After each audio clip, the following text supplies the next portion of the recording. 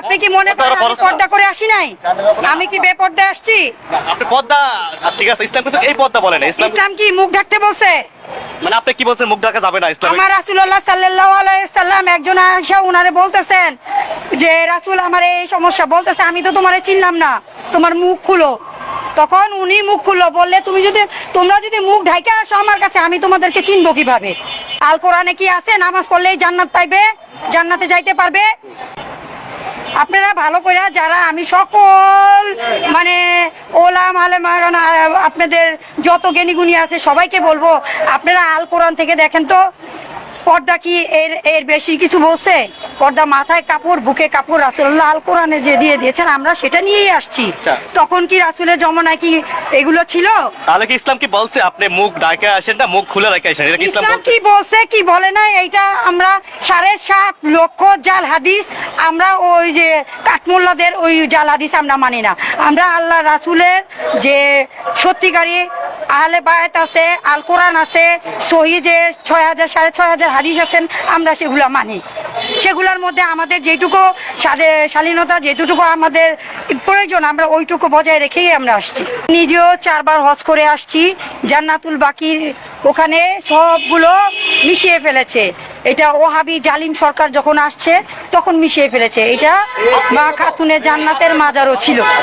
বাংলাদেশে আমি বলতেছি। আচ্ছা, আরেকটা প্রশ্ন আমার, বাংলাদেশে এত মাজার কারণ কি? মানে বাংলাদেশে আমরা তো কয়েকটা বড় বড় মাজার আমরা জানি, ঠিক আছে, কিছু জায়গায় মাজার আছে ছোট ছোট মাজার করে মনে করেন ওগুলো ওখানে কিন্তু টাকা পয়সা তুলতেছে এবং জায়গায় জায়গায় মাজার করতেছে।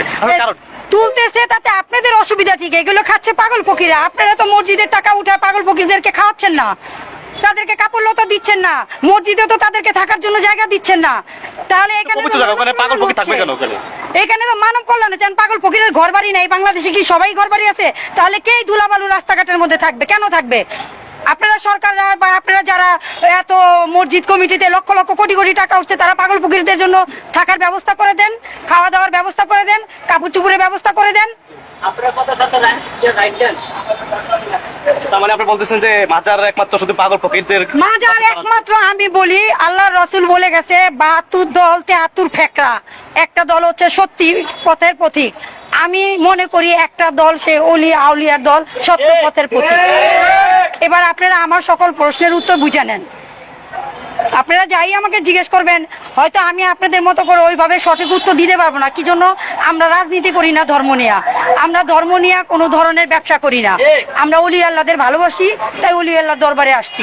আচ্ছা, আমি একদিন আগে একটা ভিডিও করছিলাম আপনার মাজার, এখানে এক মহিলা আপনি বললো গান করে মাজারে গান বাজনা করে আল্লাহকে ডাকা হয়। আসলে গান করে কি আল্লাহকে ডাকা যায় কিনা? যার যেভাবে ইচ্ছা আল্লাহর নৈকট্য হাসিল করার কথা সে করবে। কে নামাজ পড়ে হাসিল করতে পারছে এটা কি এখানে গ্যারান্টি দিতে পারবে? আল কোরআনে কি আছে নামাজ পড়লেই জান্নাত পাইবে, জান্নাতে যাইতে পারবে? যার যেভাবে ইচ্ছা আল্লাহ রাসূলের নৈকট্য হাসিল করবে, কেউ বাধা দিতে পারবে না। সে যে কোনো ধর্ম মানুষ হোক, যে যেভাবে মনে করে আমি আল্লাহ রাসূলকে সন্তুষ্টি করতে পারবো, তার নৈকট্য হাসিল করতে পারবো, সে সেভাবেই করুক। আমরা বাধা দেওয়ার কে? আমরা কি মসজিদে যে একেবারে বাধা দিই না, মসজিদের বিপক্ষে কথা বলি? আপনারা মাদ্রাসা বলৎকার হচ্ছে ওগুলো নিয়ে তো আপনারা মোল্লাদের কাছে প্রশ্ন করলেন না, ওগুলো নিয়ে তো হুজুরদের কাছে প্রশ্ন করলেন না। আমার প্রশ্ন সকল বাংলাদেশের মাদ্রাসার হুজুরদের কাছে, যে আপনারা এই যে বলৎকার হচ্ছে এই ব্যাপারে কি উদ্যোগ নিলেন?